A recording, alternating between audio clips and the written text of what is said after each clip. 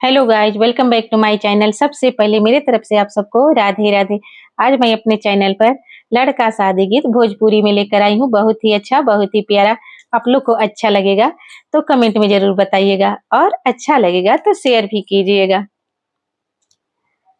कोयना बगिया कोयलर बोले, कोयना बगिया सुगा बोले, कोयना बगिया कोयलर बोले, कोयना बगिया सुगा बोले।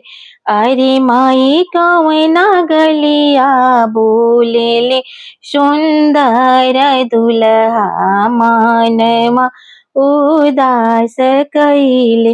अरे माई कौना गलिया बोले ले, सुंदर दुल्हा मानमा उदास कैले। आम बगिया कोयलर बोले, इमली बगिया सुगा बोले, आम बगिया कोयलर बोले, इमली बगिया सुगा बोले। अरे पापा, अरे माई पापा गलिया बोले ले, सुंदर दुल्हा मानमा उदास कैले। अरे माई चाचा गलिया बोले ले, सुंदर दुल्हा मनवा उदास कैले।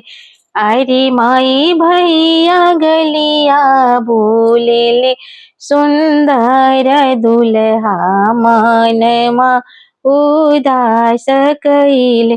मम्मी उलझाई पूछे, आमा उलझाई पूछे, चाची फुसुलाई पूछे, भाभी उलझाई पूछे, दीदी फुसुलाई पूछे।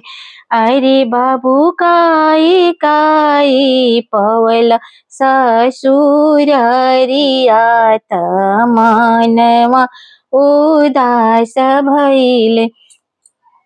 अरे बाबू काई काई पवला ससुररिया त मनवा उदास भइले।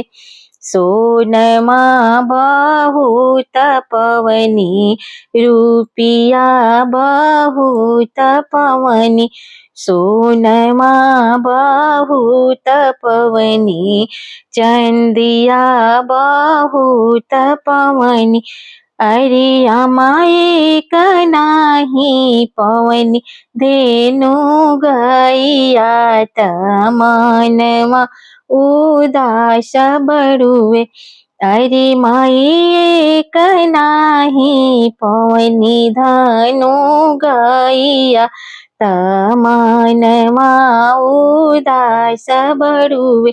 हीरवा बहुत पवनी, मोतिया बहुत पवनी। अरे भाभी एक नाही पवनी, BMW करवा मनवा उदास भइले। अरे दीदी एक नाही पवनी, BMW करवा मनवा उदास बड़ुए। सोनमा लवटाई देबो, रुपिया लवटाई देबो, हीरवा लवटाई देबो, मोतिया लवटाई देबो। अरे बाबू कई देहबो दोसर बियाहवात, जहवा धेनु गैया मिली। अरे बाबू कई देबो दोसर बियाहवात, जहवा BMW मिली है। रुपिया हम नाही फेरबो, सोनमा हम नाही फेरबो, हीरवा हम नाही फेरबो, मोतिया हम नाही फेरबो, अरे हम नाही करबो दूसरा बियाहवा। नगरिया लोग हंसे लगी है, अरे भाभी नाही करबो दोसरा बियाहवा।